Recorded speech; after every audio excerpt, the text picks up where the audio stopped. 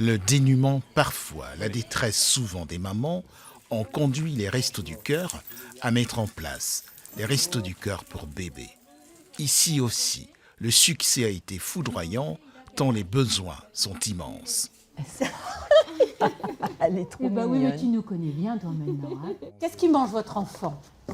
Les petits pots. Bon, Quand on a fait toute sa vie un travail social, on a quand même envie de continuer à être un peu utile, quoi. Voilà. Donc on a de la joie et puis de rencontrer des enfants, des mamans souvent adorables, des petits-enfants qui sont beaux comme tout. On a du plaisir, c'est sûr. Hein.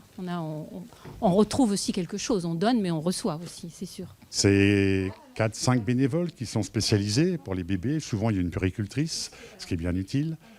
Et on leur distribue ce qu'ils ont besoin, c'est-à-dire du lait maternisé, des couches, des petits pots, de l'hygiène, puis différentes choses pour les bébés, des biberons, tout ce qu'on peut avoir. Après, c'est l'approvisionnement qui, des fois, est difficile. Les couches, c'est des produits rares et chers. Le lait aussi, tout ça, c'est un peu, des fois, un problème en approvisionnement. Mais on y arrive toujours. On se fait aider par des collectes. Par exemple, on va faire des collectes. Le Lions Club collecte aussi pour nous, pour les bébés. Donc, on arrive à s'y retrouver quand même et avoir le nécessaire. On va le mettre dans un sac. Pas moins de 100 à 120 bébés sont pris en charge de 0 à 18 mois.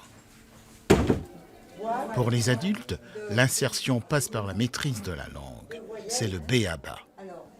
Le doigt. Au pluriel. Doigt avec. Oui. Le programme d'alphabétisation, il s'adresse à des débutants, à des illettrés, à des gens qui parlent oralement bien, mais qui veulent écrire. Tout le monde sait bien que l'intégration commence par l'apprentissage de la langue, ça, il n'y a pas de secret. Luc mange du poisson et des noix. Luc mange du poisson et des noix. Très bien. J'ai connu cette dame déjà quand je tournais pour lui donner à manger plusieurs fois.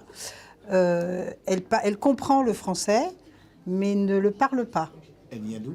Elle vient de Tchétchénie et ça fait 3 ans qu'elle est en France. J'espère qu'on arrivera à lui faire bien apprendre le français. Ces bénévoles, sans a priori, comme ils se définissent, ont pour mission de faciliter l'insertion et l'intégration de migrants ou de réfugiés, parfois rescapés de pays en guerre.